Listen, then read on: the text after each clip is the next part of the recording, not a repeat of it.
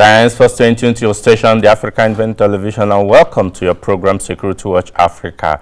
Only on this channel and on this program, we'll bring you that information you need to keep your life safe and secured. My name still remains Patrick Abambu. Today's program is actually what we could say quite loaded, because we'll be looking at some things that are very, very important. The week just going by has not been a sweet week for us Nigerians and across the globe. There's so many challenges the world is facing, and back here in Nigeria, it's been actually a horrible week. Our heart goes to the families of those who lost their loved ones throughout the whole week, both in the north and in the south, and everywhere there have been terrible news of one insecurity on the other, and it's been quite troubling really. And we must do something as a nation, because the whole Africa, the whole world is looking up to Nigeria. When Nigeria sneezes, the Africa catches cold, and it's time for us to sit back and really take security issues quite seriously in this country. We'll be looking at some of the issues and what is happening and what should be done with my guest today. We're having a guest in the studio to help us look at some of these issues that troubles you and I, so that we may find a solution, and those who are charged with the responsibility to tackle them could do something urgently to save our lives. People are so scared because of insecurity challenges. We'll be looking at that later on. But let me tell you that we've discovered that in the midst of the crisis and insecurity in Nigeria, one or two states in Nigeria seems isolated in the midst of the troubles of insecurity, especially the banditry in the northwest. I'm talking about Kano State. What are those tricks? What is happening? Why is Kano seems to be isolated from this banditry? We'll bring you in the subsequent edition of this program what is being done in Kano that has helped. Maybe other states could emulate what is happening, but we'll bring you to a report from Kano about what the police in Kano, the Kano State Police Command, led by the CP Samaila Diko, what they are doing. We'll have a report put together by Ernest Enuneku. Sit back as we bring you this report. Policing is a noble and undoubtedly one of the earliest professions. It has helped to check societies for normalcy and ensuring the maintenance of law and order. This profession over the years has continued to help maintain law and order in Nigeria. The Kano State Police Command of the Nigerian Police Force, under the leadership of the Commissioner of Police, CP Samaila Diko, has succeeded so far in making the state an envy of other states in northern Nigeria and the entire country, Nigeria, as one of the safest places to live in and do business. In one of its strategic meetings which Security Watch Africa witnessed in Kano, a well-elected Commissioner of Police, CP Diko, expressed appreciation to his officers and men for remaining loyal and committed to the police force by shunning the rumored purported strike action planned for the 26th of March 2022. We will never let our IGP down. I appreciate you because you promised me and you kept your promise. We were all on duty on that day. All of us in uniform, to show to the world that yes,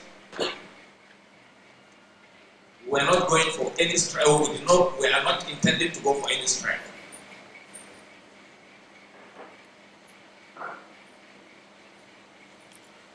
And the IG appreciates everyone.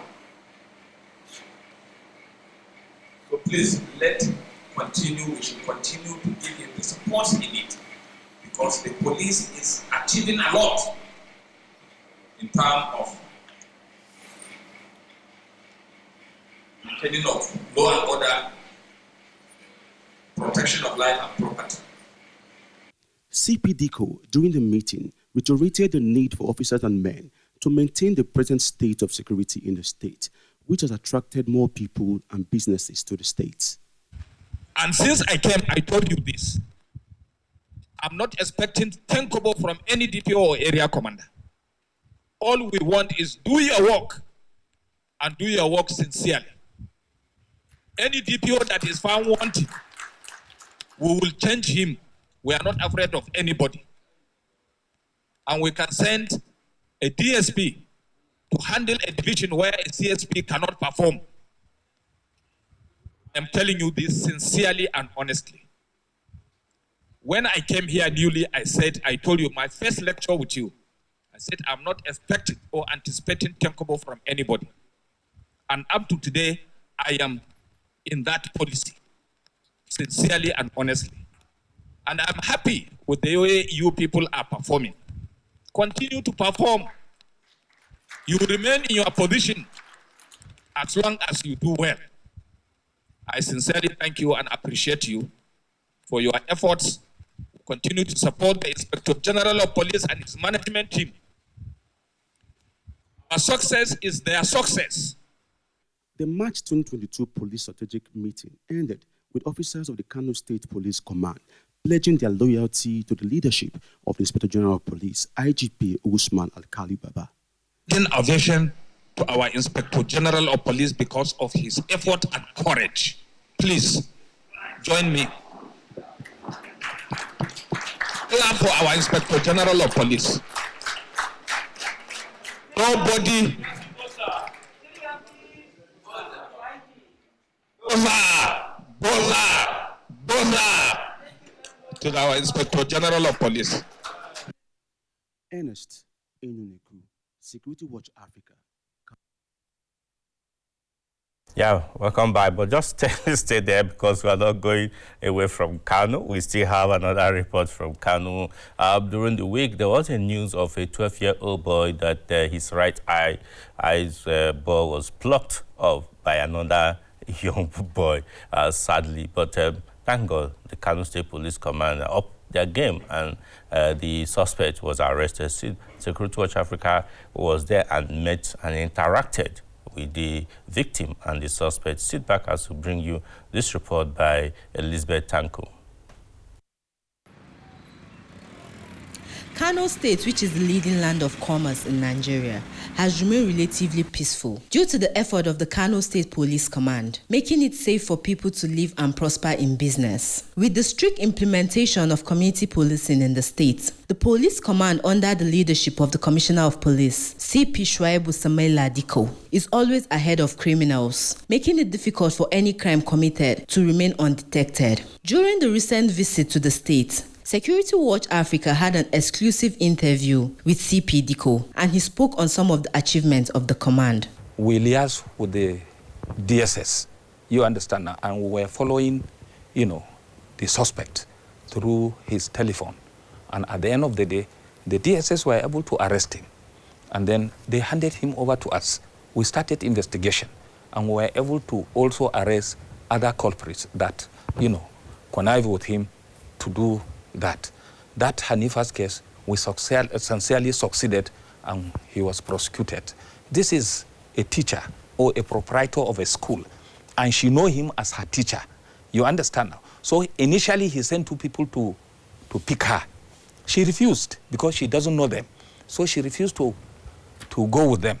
Then personally himself, he went to her. She said, uncle, let me take you home. She was from Islamic school. Then from there he took her to his house and lied to his wife that his friend is married to a woman that has now converted back to Christianity, and he doesn't want her to take the child along. So he is bringing the daughter to his house before he come back from a journey, not knowing that he kidnapped that girl and started demanding for 10 million naira. When we interrogated him, he said that he did that just because he has rent to pay for the school and for his own accommodation too. Then must you go to this extent? Then what happened? Because he knows the little child recognize him and know him. So if he allow her, definitely she will mention him. So he went and gave her rat poison and he killed her and went and buried her in the second compound of his school. So we were able to recover all these things. Autopsy was carried out and he's in court today. So also this little boy, is an investigation. When you insist and with consistent follow-up, definitely at the end of the day, we are able to succeed. We had a chance encounter with a 12-year-old boy whose right eye was plugged. Mustafa Yunusa. How old are you? I am 12 years. Are you up to 12 years? Yes. What happened to you? After begging for alms, I was on my way home when he saw me and requested to send me on an errand to get him food. So I followed him. When we got to his place, he then attacked me on my eye. Which one? This one. Can you see with the eye? No. Have you met him before? I have never met him before. The suspect, Isa Hassan, age 17, confessed to the crime. Isa Hassan. How old are you? I'm 17 years old. Where do you live? Donsinke. Where exactly is that place? Rima Hamza line. Which local government are you from? Tarauni. What was the offense? I plugged somebody's eye. Who is he? Mustafa. Do you know him? No. How come you plucked his eyes? What happened? I was asked to do it. So tell us everything you know. The female ritualist asked me to provide it so she can produce charm for my protection because of our incessant encounter with bandits in the forest. She inquired if I needed charm to enable me vanish. I said yes. She told me she can produce the charm, but the woman's eye is very difficult to get, except if one is highly connected or even rich. I asked her to assure me of getting the charm if I provide the eye, and she said yes. Did you get it? Yes, I got it. I met him by the roadside and asked him to come work for me. I promised to give him food in return. I led him up the major road toward the bush path, tied him up, then strangled him. When I discovered he was no longer moving, I plugged the eye and took to the ritualist, who later insisted I provide additional 500 naira to complete the process. But for now, I should go and preserve the eye first. Not very certain of the best way to preserve the eye. I simply dropped it inside the container of the water and kept it away. I did not get the 500 naira until after 4 days. By this time, the eye had already started decomposing. I had the intention to take the eye to her to accomplish the charm, after which I will just walk away and return to work. What kind of job? Transportation. We used to go into the forest and harvest charcoal from burnt down trees. The job belonged to our boss. Oftentimes, we even buy charcoal from the king of Bauchi. So why do you need charm? It is because of the bandits in the forest. Have you ever encountered them? Yes, severally. What did they do to you? Most times they kill people. It's only God that is protecting us. Elizabeth Thanko, reporting for Security Watch Africa.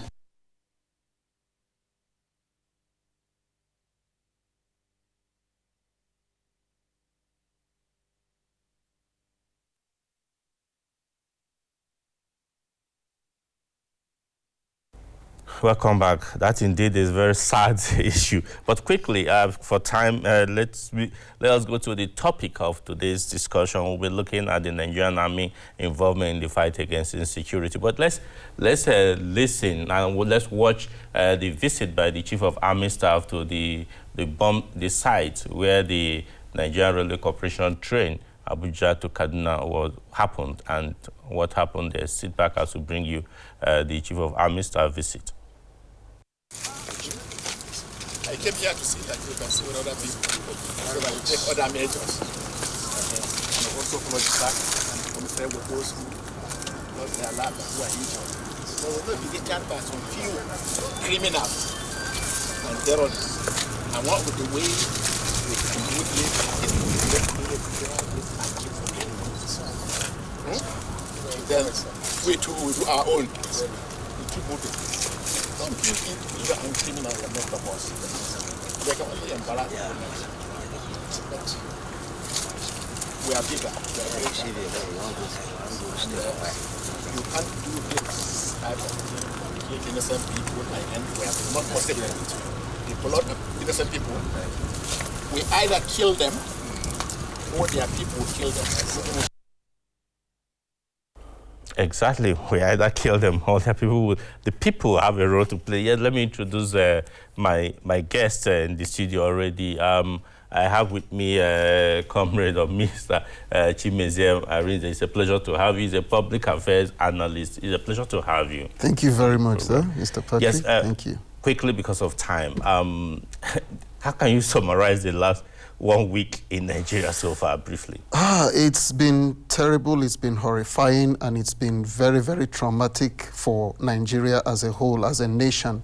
And then specifically for the victims of all these incidents, I believe it's been harrowing and very traumatizing for them. And I believe this is the first time such an incident has been taking place or has been happening in Nigeria with reference to the bombing of the railway tracks of the Nigerian Railway Corporation and the attack on the Nigerian trains of the Nigerian Railway Corporation. So I think it's an eye-opener to how much more can be done by the security agents in ensuring the security of the lives and properties of Nigerians, especially with reference to movement and migration within the territory of the Federal Republic of Nigeria. But for all the victims, I can only say that my sympathy goes out to them and condolences to everybody that was affected. It's been a black week for the nation, I must confess. Okay, but what do you think the security agencies should do? Because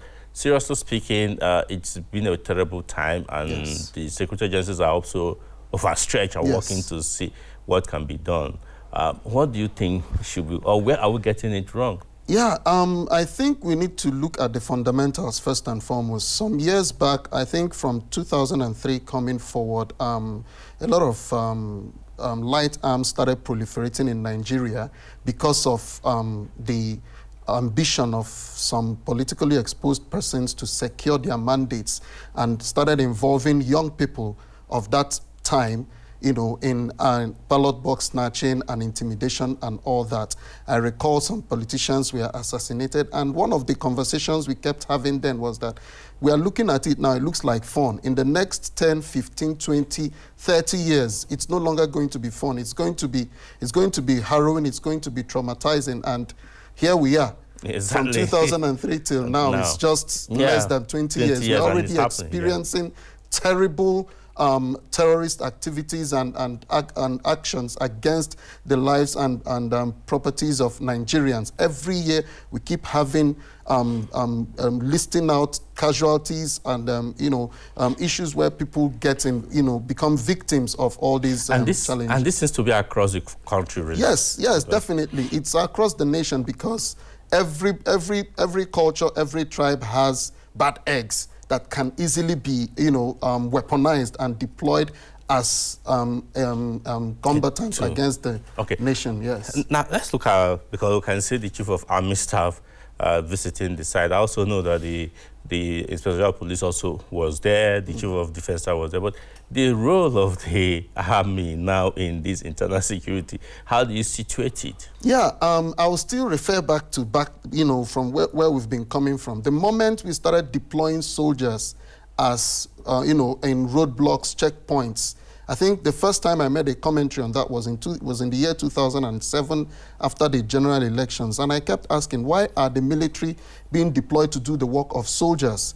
I kept asking, the work of the police. That we have an active police force that have the responsibility of maintaining the internal security of this territory. Now, why are the army being deployed? But then, nobody was paying attention, and today we have to completely and totally rely on the Nigerian armed forces to not only defend and protect the territorial integrity, as well, we are now relying on them to protect and defend the internal security. Even our homes. Yes, yes. Which is the job of the Nigerian police, the Nigerian civil defense, and some other agencies that are saddled with this responsibility to ensure the protection of the lives and properties of Nigerians.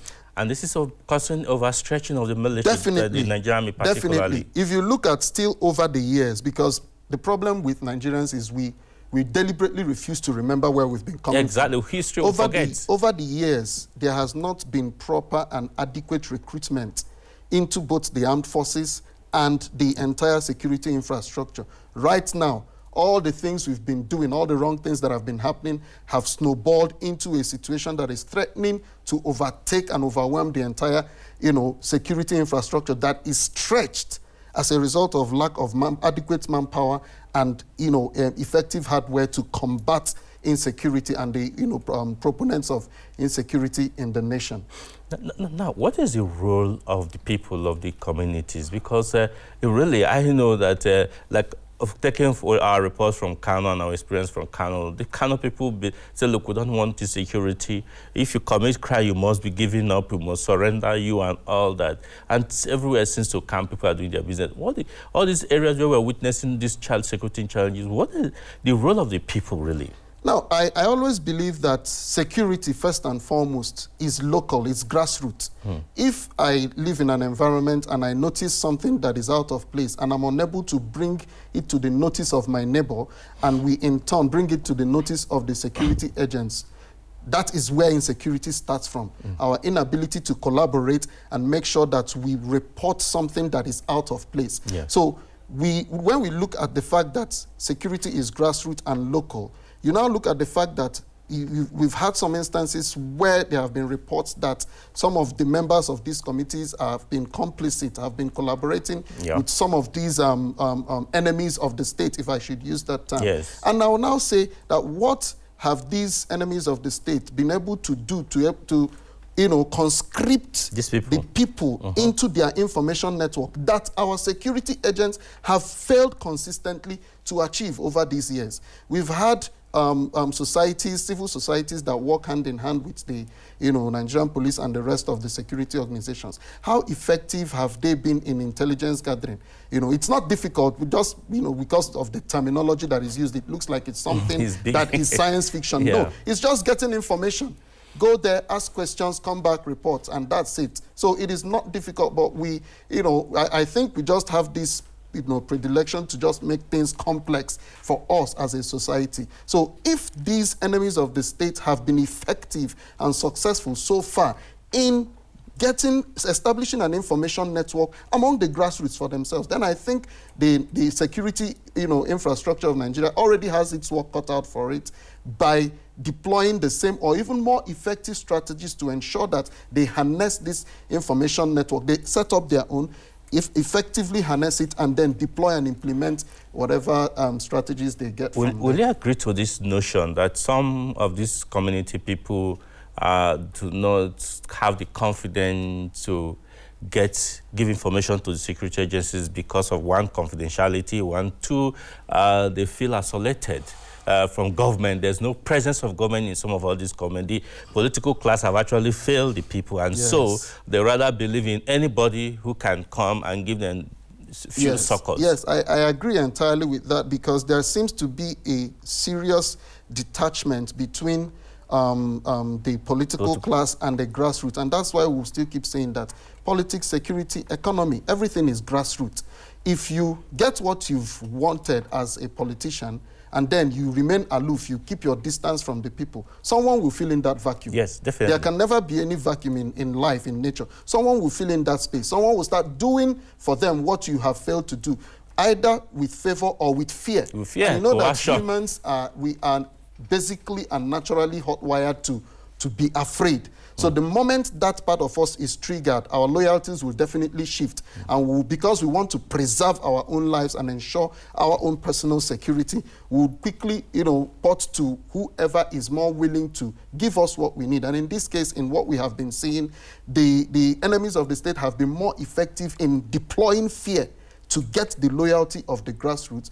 And if this thing continues, at the end of the day, there might be total breakdown. But I believe the security agents have a better tool, which is exhibition of grace and favor to these same people. Once you can convince them that they can be protected, there's no big deal. I know that the Nigerian Army, for instance, have what they call the civil military intervention project, which is affecting the lives of so many communities and helping them. Through that, they get information, they get the community. But because army is not wired, it's not structured like police to do this, they do their work. Really, don't you think that this example of the Nigerian Army could be replicated by other security agencies? Yes, I believe so. I've had conversations with a lot of my contemporaries that have partnered with security agencies in some of this space. And one of the things I believe that the Nigerian Army has successfully achieved by its civil-military relations is the deployment of information. We live in an age that information is super fast. Yeah.